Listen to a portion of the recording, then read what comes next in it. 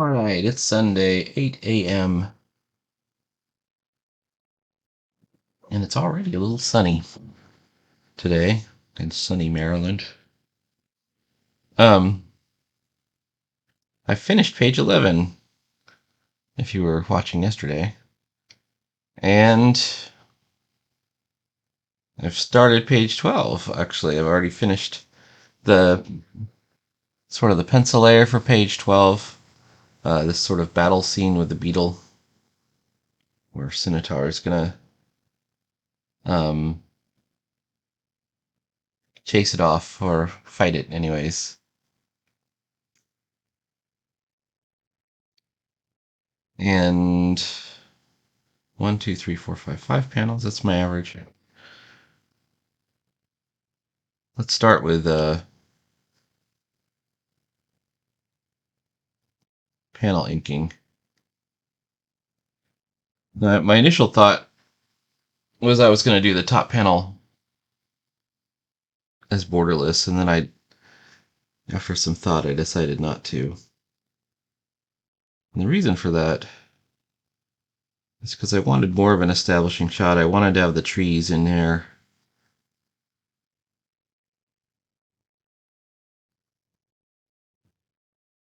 And the more stuff you put in a shot, like the less chance you have of really making it borderless. I mean, if you're just going to have a character in the shot, it's an easy way to go borderless. If you just have the character, that's like the ideal situation.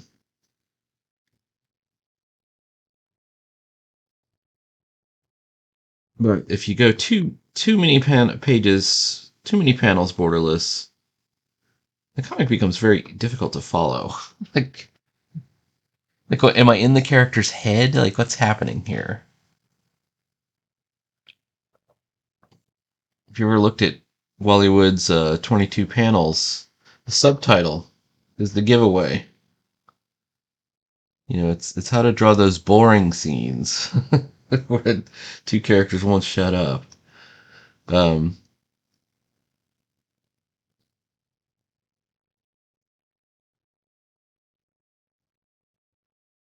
the Gene Tech beast, he's squeezing me. I can't breathe. This little gasp I'm going to put down here.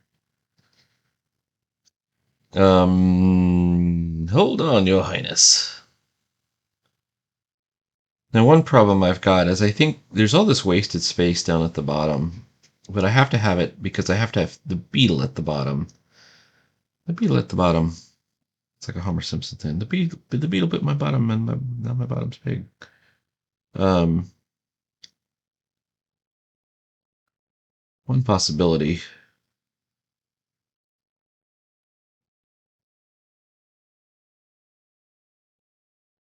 is could I do that? You know, push the beetle down further towards.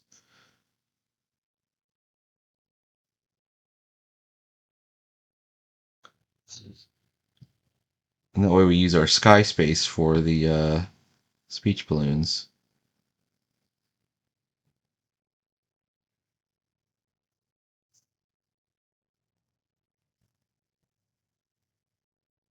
There's our alien lollipop trees. This would, negate some of what's going on here.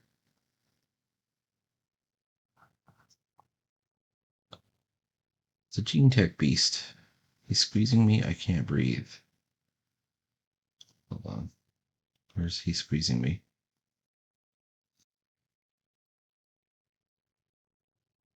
Right here.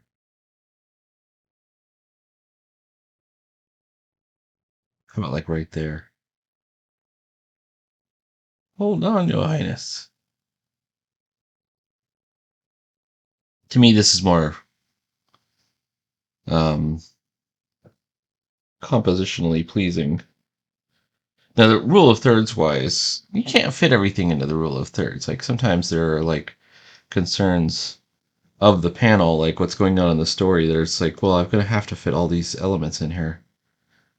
Um, and this character has to be in front of that character or whatever else. And um, you find yourself not able to do that. That said, my rule of thirds points are here, here, here, and here, and I'm not far off. Like the beetle is on one of them. Um, I wonder if I could take just the characters.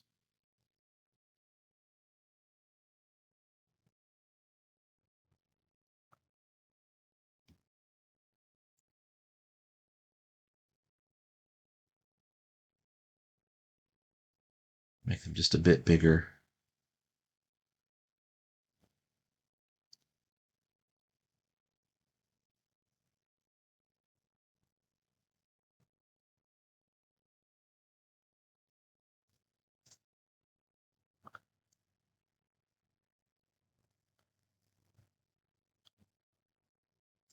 Maybe that's good. Maybe that's a good alignment right there. I don't know. Can you even see what I was doing there? It's a chance, maybe not. All right, let's leave that as it is. Let's go back and continue to do our panel borders. Now, because I've resized the panels and unsized them and done all these things multiple times, my usual strategy of outlining the very outside edge may not work. Like, I think this top panel is a little tiny bit wider. That's okay. It doesn't really matter. And sometimes it's even desirable because it adds a little bit of variety to the paneling. As long as it isn't, it doesn't look like some kind of obvious mistake or something like that. I like a little bit of variety. Who doesn't? Who doesn't like variety? This looks a little mistakey right here. Let's see if I can fix it. All right, how about this panel? If it weren't for the fact that she's slightly off panel because she's breaking out of the webbing or the whatever that um, beetle was hitting her with, it's like a sticky goo. It kind of forces part of her leg and part of her arm to be off camera. I mean, I could make it borderless. I don't really need to though. I think she looks okay in the margin on this. How about this corner over here? Looking good. All right.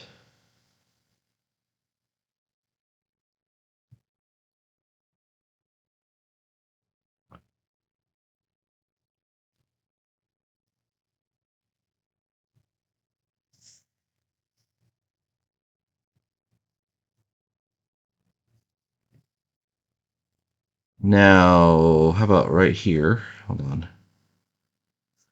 Maybe, baby. How about like over here? Oh, nice. Whoops, come on now.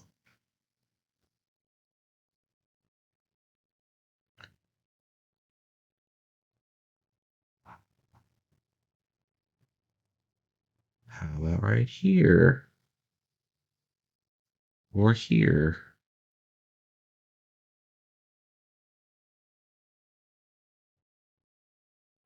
Or here? This is the place to be. Okay.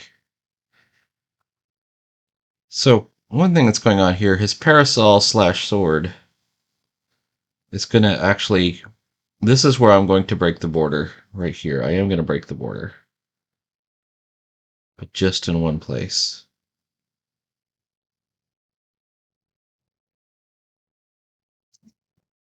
All right, hang on 1 second.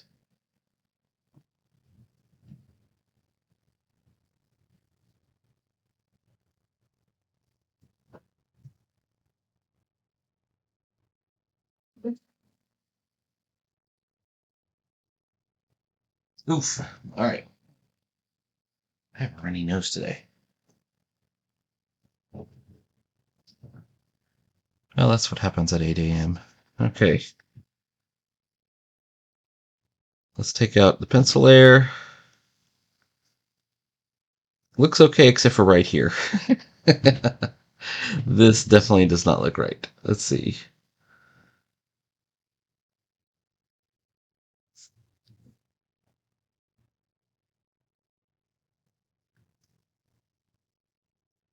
Well, let's tell you what, let's do this.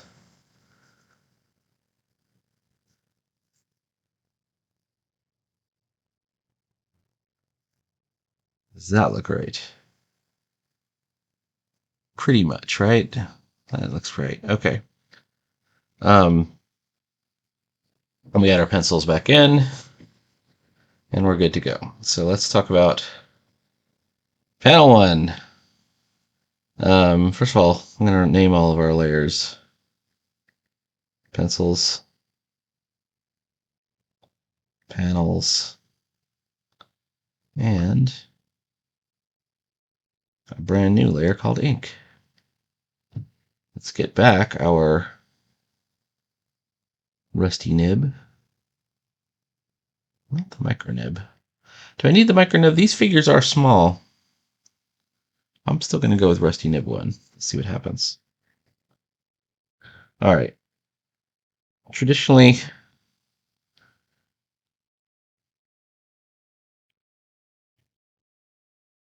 we're doing the very foreground first.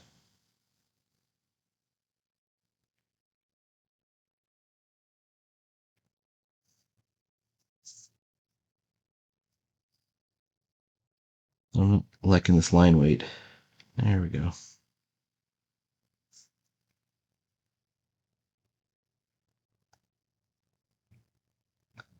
And we want to show that the beetle's tugging backwards. It was on the tree. And we also have these little lightning bolts coming out. I think I got those from Spore. You ever play Spore?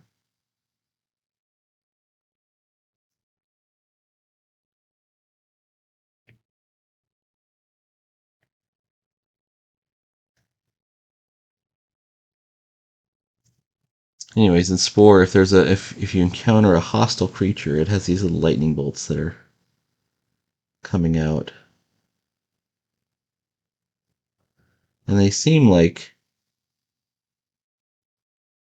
cartoon language to me. It'll be growling as well. And it's tugging, trying to tug her backwards towards, presumably towards the tree line where it can devour, eat her right up.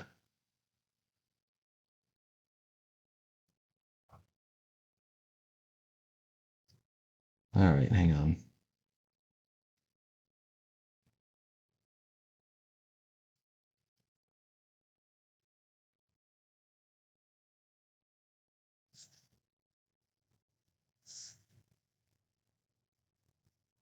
Let me see. Want to look at my other beetle picture. Oh, I have it on reference. Okay, so let's do that. Reference. There it is. There's my previous page. So he does. He has like little spots, speckles on his carapace here that we can put in. Not only that, there's sort of a, whoops,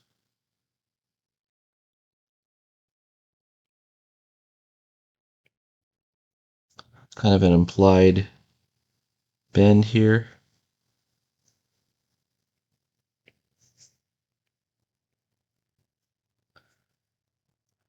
And then, oops.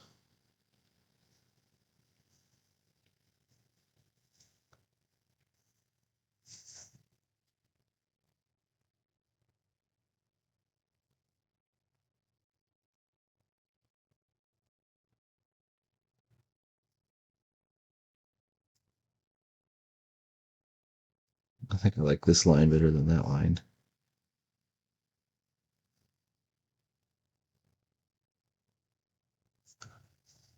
And this feels almost like a very cartoony beetle, so that's kind of what I was going for. A cartoon beetle.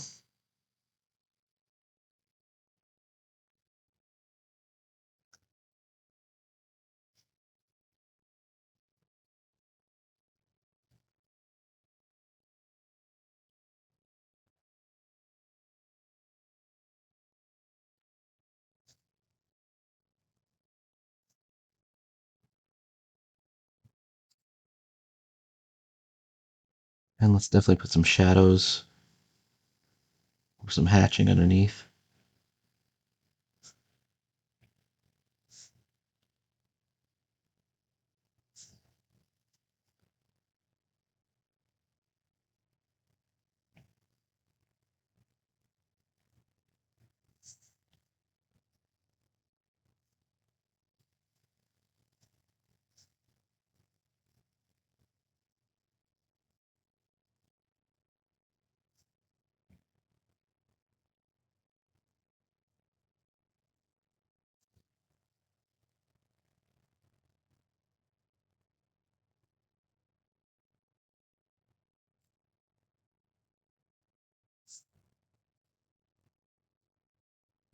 Even kind of grosser by putting these hairs on it. It's a hairy beetle. If you ever look really closely at like a bug and he's got kind of hairy legs.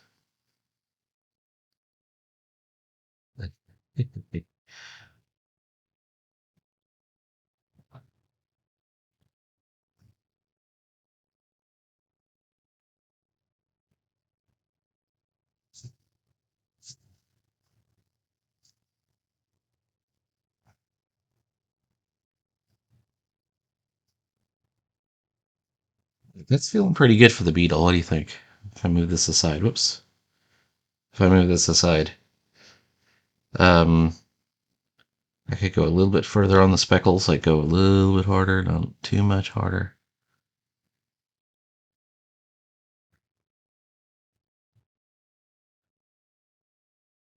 Let's show some of the trees in the background.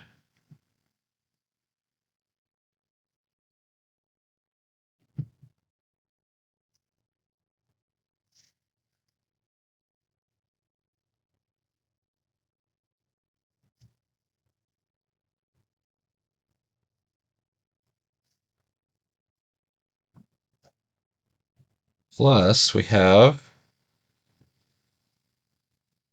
our figures.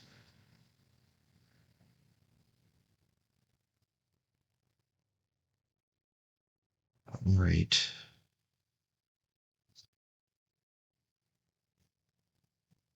Let's start with her. She's slightly ahead of Centaur in the back.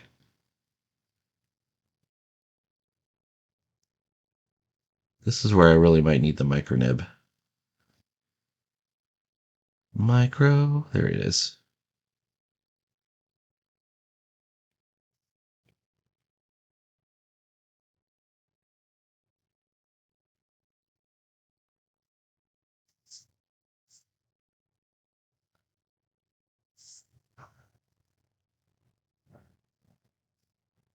Is it, you know, I gotta keep checking if it reads. Does it read?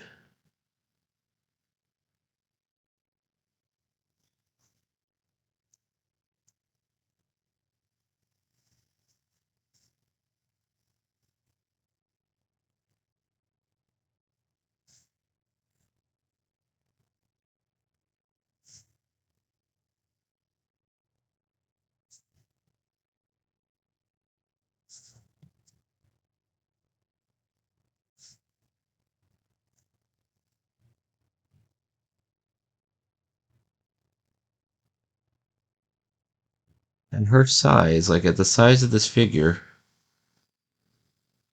it's going to be hard to get all the details in and still have it read. So let's take a look at it without pencils. This is about the right size. I think we're as good as we're going to get as far as like details. At that size, you want to be removing details rather than adding them.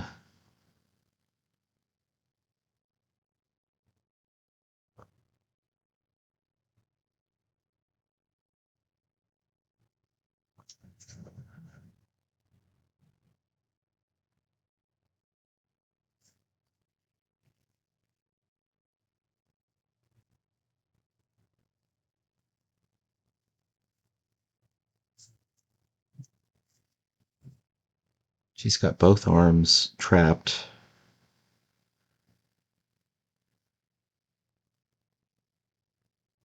in this sort of Mothra silk attack.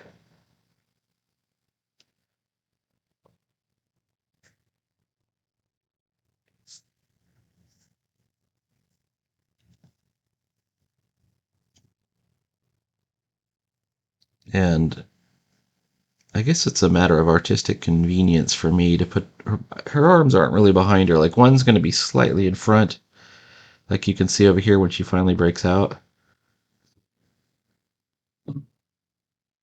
But I've got to, in order to somehow draw this, I want to be able to show that she's, she's in real trouble here.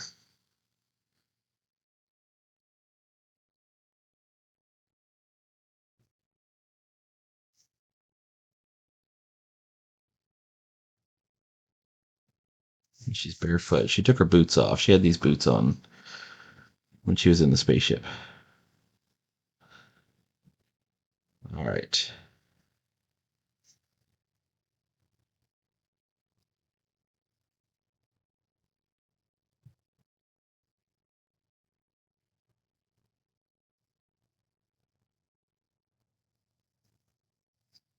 She's resisting, like you can see her foot skidding in the dirt as she's getting pulled towards, like, we want to be able to show this pull. Here's her tail. She has a tail. She's an alien.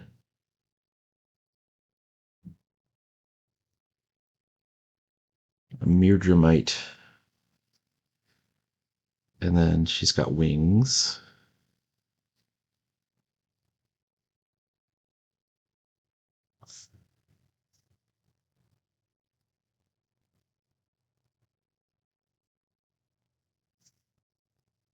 I think the wing will be behind her foot.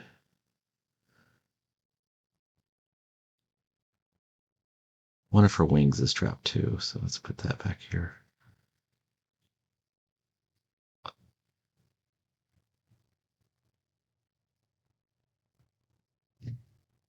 Actually, the wing is not trapped. I like the idea of, I put the wing out this way, but she said there's glue on the wings on the previous page. But like, I can imagine. Have you ever seen like a dragonfly or something, and it's got like one of its wings kind of trapped, and it's kind of got one wing that's fluttering, but the other wing is like stuck on something, and it's trying desperately to get away until it shakes it loose. So I'm gonna have her wings kind of buzzing a little bit. Let's take a look without the pencils. Okay, that looks actually fairly clean.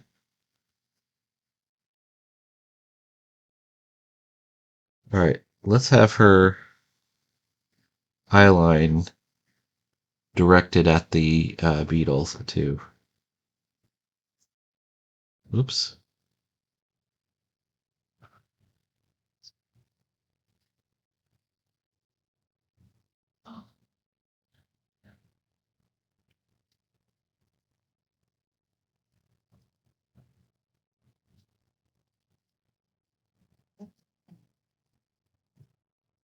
Okay, now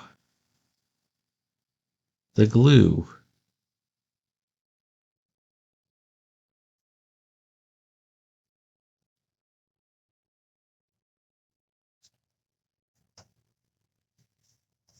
Or tongue or whatever it is.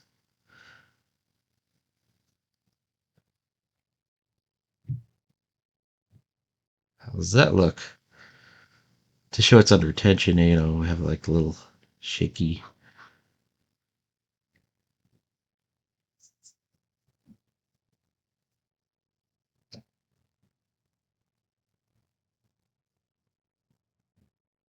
Oh, this lightning bolt looks terrible.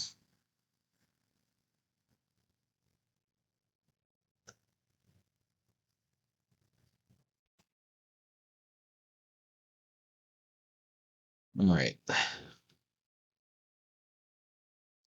I had my webcam shut off again. I think it shuts off when the screen goes blank, and then um, sometimes I can just like quickly move my mouse and get it back, and then sometimes I can't. All right. Anyways, I think we're done with this reference image for right now.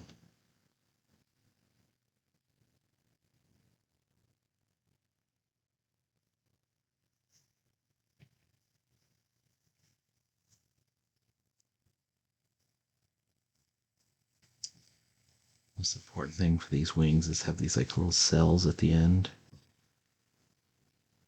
like cicada wings.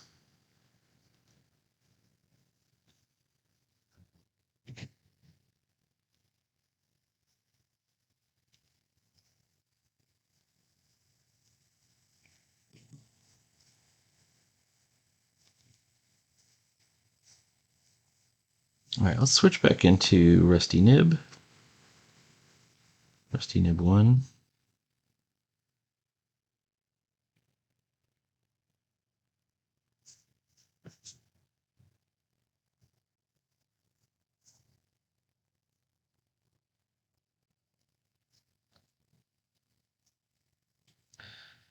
And we're good to go.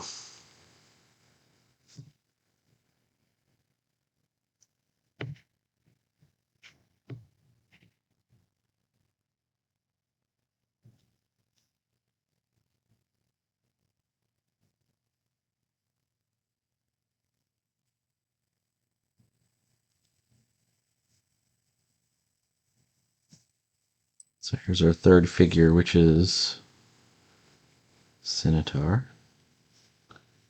And he's got the parasol.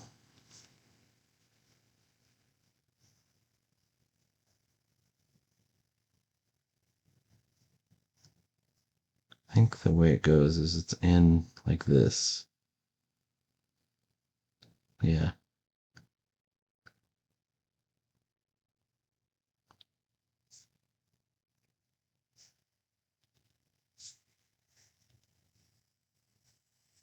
How about like that?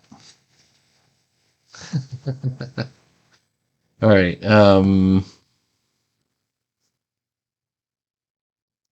Anyway, I think we're right at the end of where we want to be as far as video for today. I'm going to continue working on this.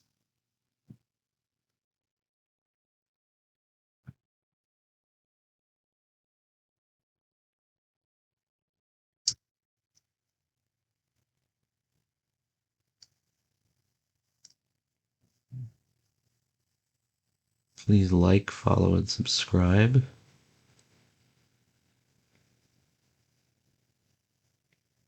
Comment and subscribe. Comments help. I appreciate when I get comments.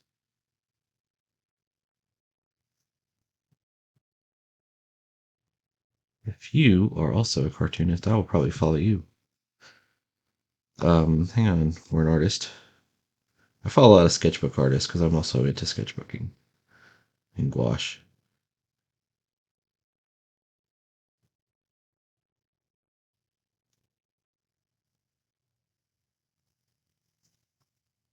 Oh, I'm having some trouble. Okay, so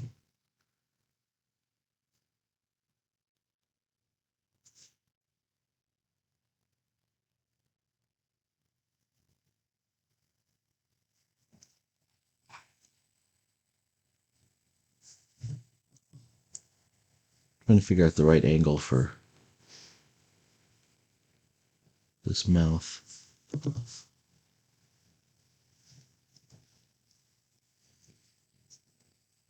The robot.